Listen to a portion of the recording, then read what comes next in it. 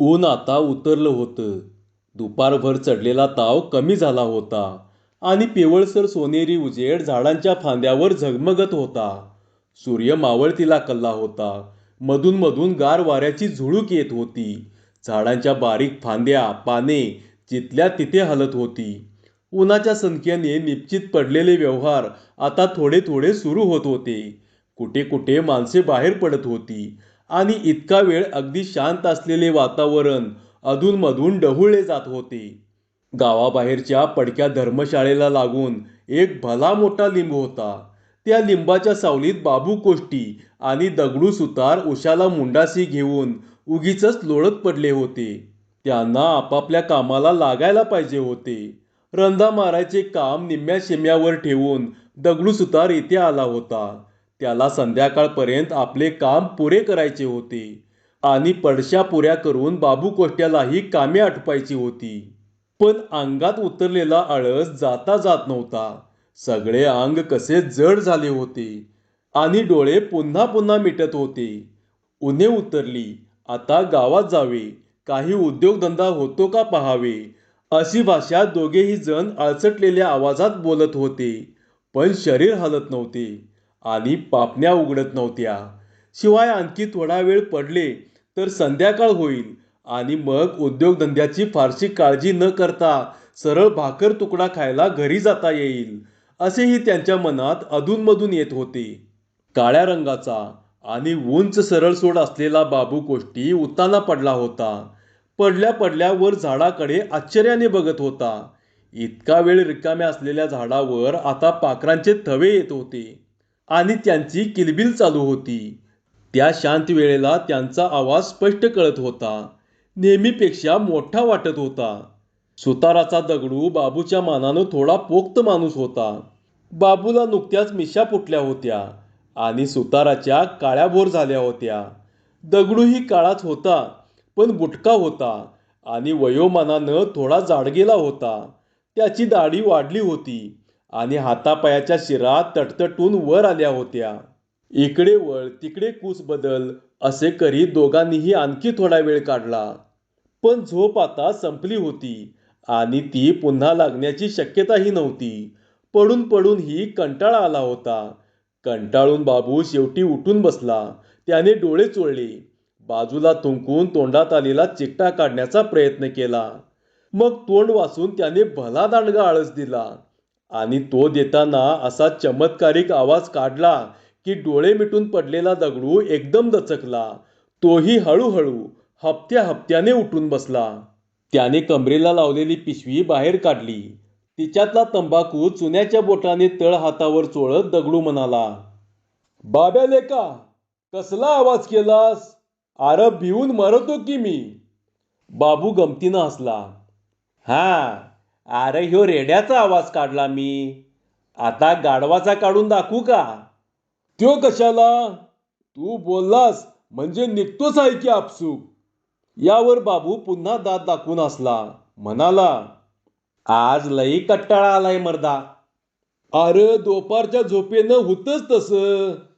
अरे त्या रावणाचा बाप कोण होता ते ठाव आहे का तुला? हा, असं ना तर कुंभकर्ण. हा, बरोबर त्योच. अरे झोपन मेला तो. झोप म्हणजे लई वाईट. आ, त्याला आणि कुणी मारलं? अरे राम लक्ष्मणानं. हा, लई दांडगा दुंडगा होता म्हणत्यात त्यो.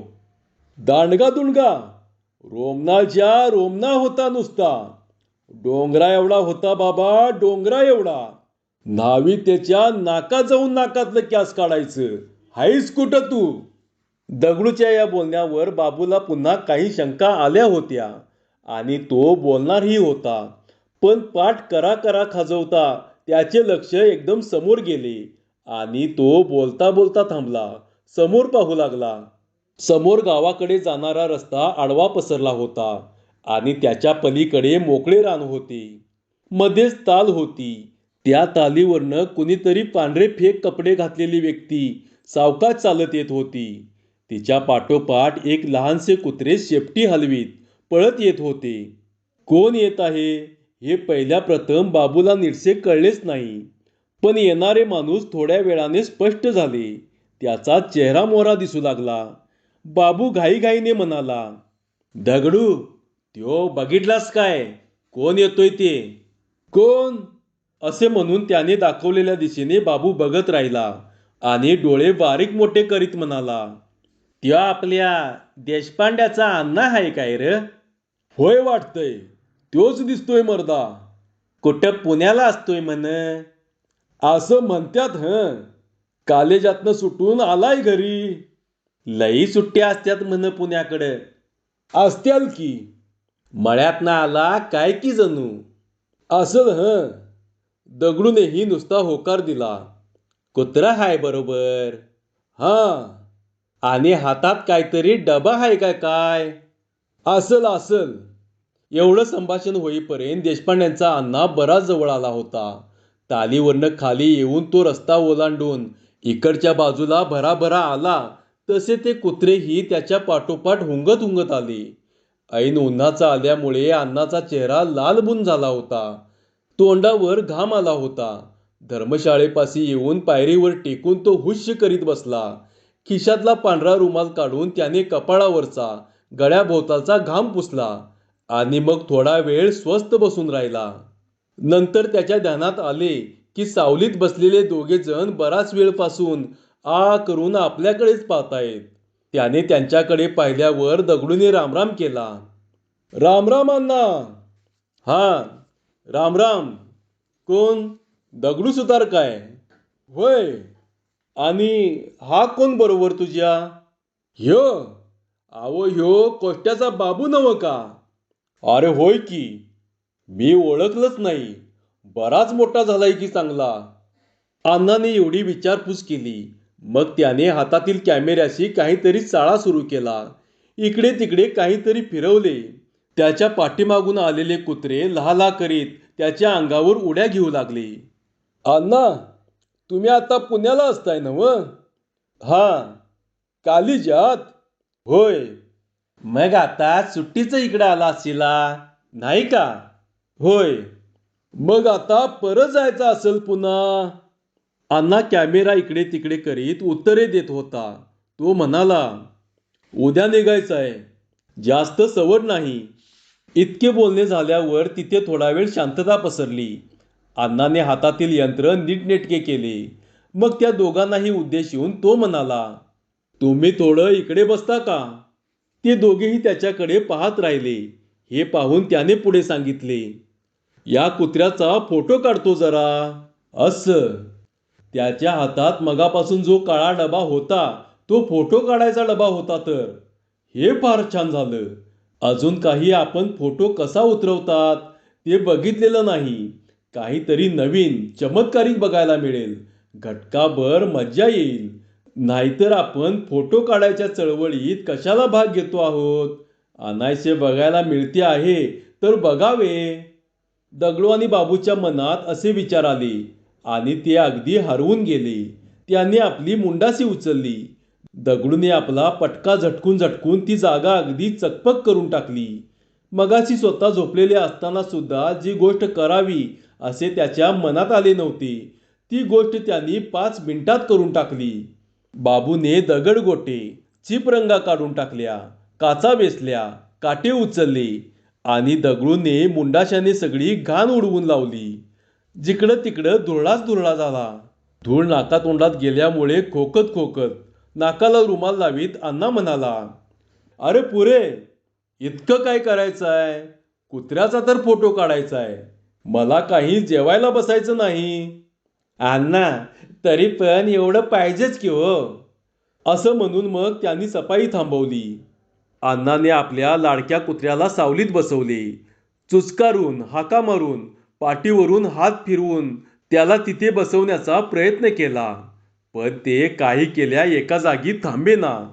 अण्णा कॅमेरा घेऊन आपल्या जागेवर गेला की ते त्याच्या पाठीमागे येई आणि त्याचे पाय चाटू लागे. असा प्रकार बराच वेळ चालला. अण्णाचा चेहरा त्रासल्यासारखा झाला.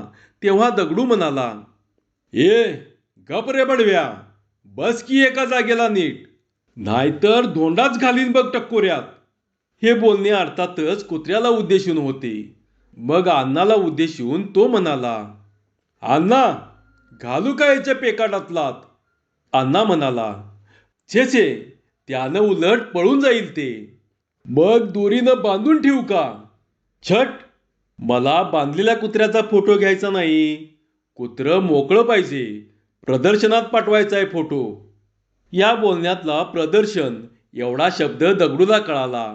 गुरांचे प्रदर्शन, धान्याचे प्रदर्शन हे शब्द त्याला ऐकून माहीत होते. पण फोटोचा प्रदर्शनाशी काय संबंध हे त्याला नीटसे ध्यानी आले नाही.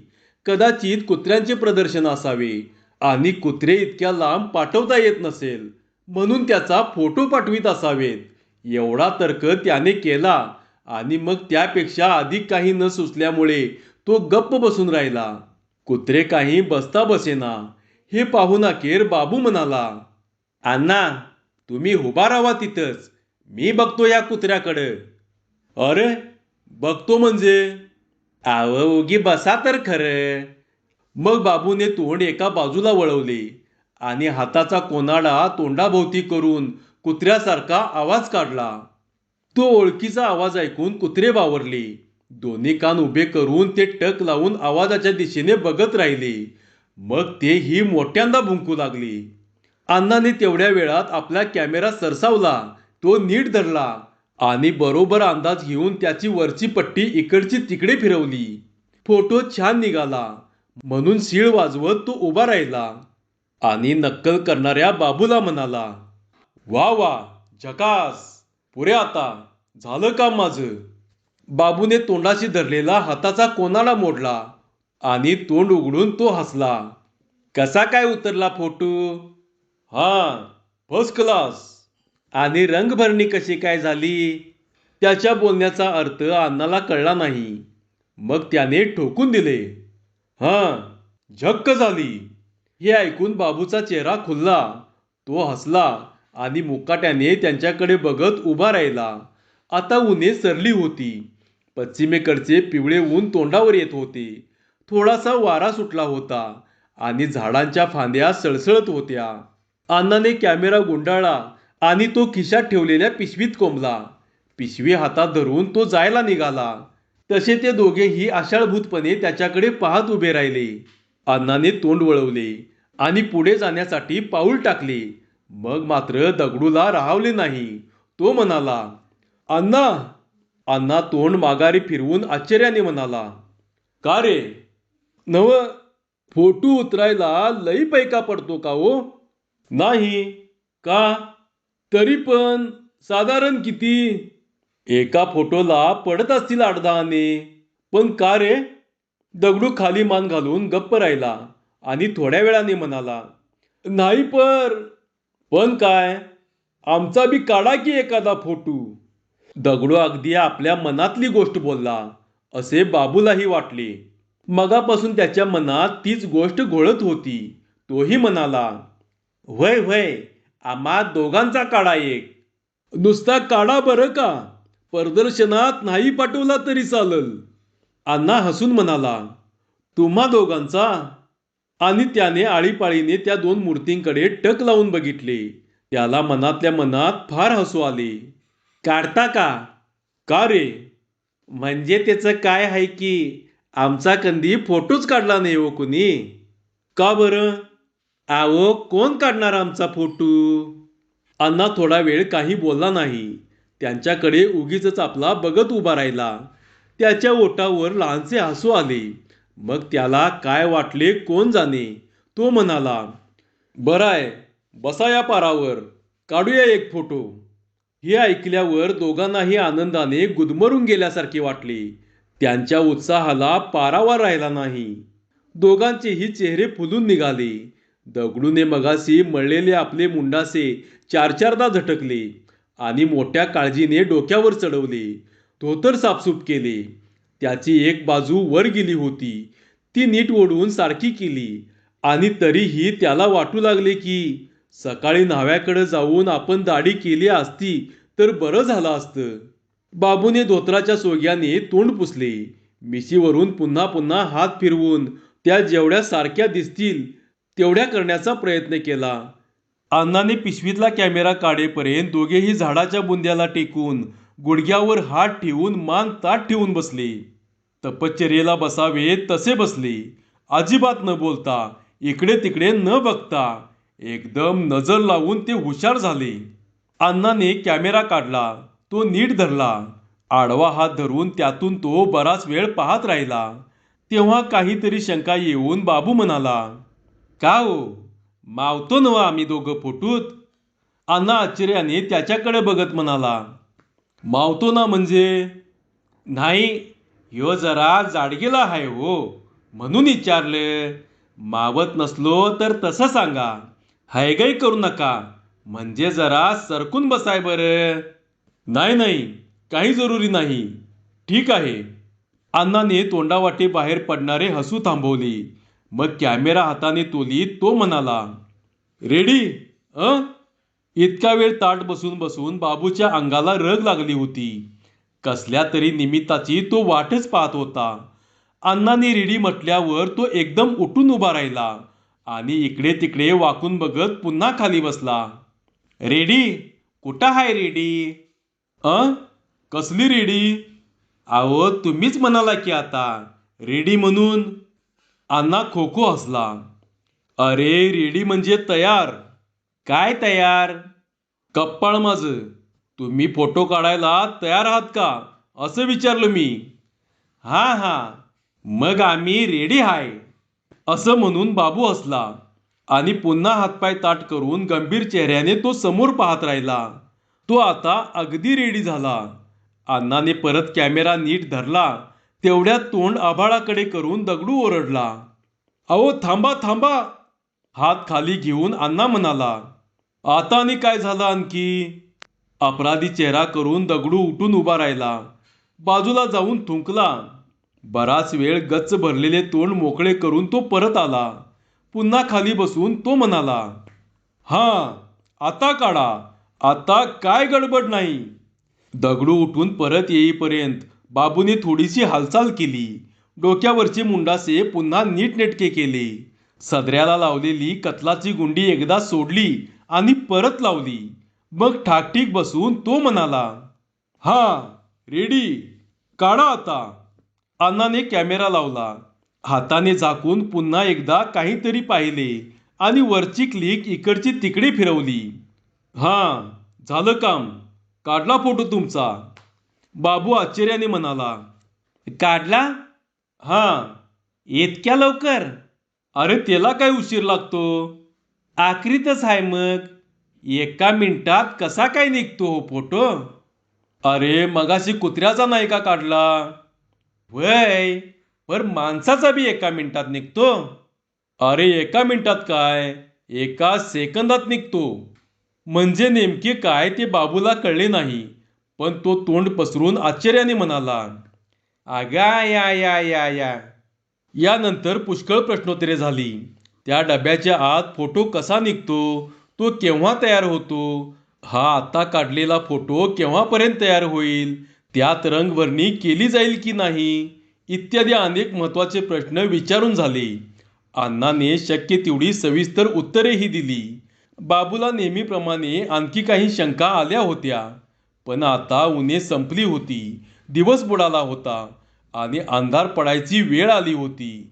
म्हणून तो पुढे काही बोलला नाही, गप्प बसला. अण्णाने सामानाची जुळवाजुळव केली. मग इकडे तिकडे भटकणाऱ्या कुत्र्याला युयू करून बोलवले आणि तो निघाला. झपाझप पावलं टाकीत रस्त्याला लागला. त्याने सगळे सांगितले होते. पण दगडू पुन्हा ओरडून म्हणाला, अण्णा, इसरायचं नाही हां. नाही नाही, बरं बरं. पुण्याला गेल्या गेल्या पाठवायचा फोटो बरं का. अगदी बिनगोर राहा. गेल्या गेल्या तुमचं काम पहिल्यांदा, मग तर झालं. हां हां, राम राम, राम राम. मग अण्णा हसत हसत पुढे गेला. चटाचटा पाय उचलीत तो लांब गेला. दिसेनासा झाला. अण्णा गेल्यावर तंबाखू खाऊन दोघांनी बराच वेळ फोटोविषयी गप्पा केल्या. आपला फोटो उत्तम येणार याविषयी त्यांना बिलकुल शंका राहिली नाही. अण्णाचा चेहराच त्यांना तसे सांगत होता. फोटो पुण्याहून केव्हा येईल तो कुठे लावायचा?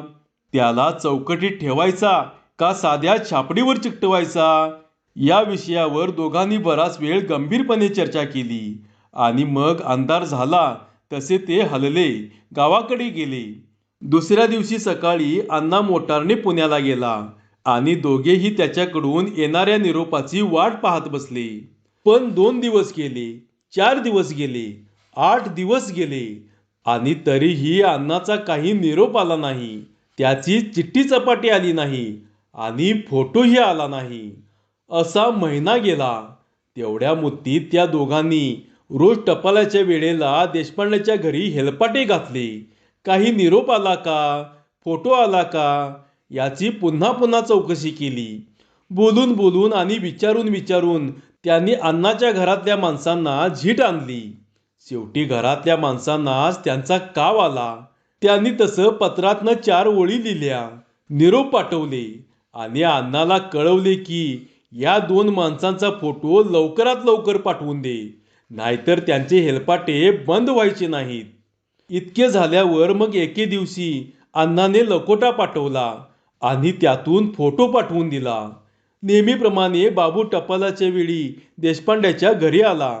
तेव्हा त्याला बोलूही न देता गड्याने तो लकोटा त्याच्या पुढ्यात टाकला आणि सांगितले, बाबू, ह्यो तुमचा फोटो आला बघ, पळ आता. मग बाबू तिथे फार वेळ थांबलाच नाही.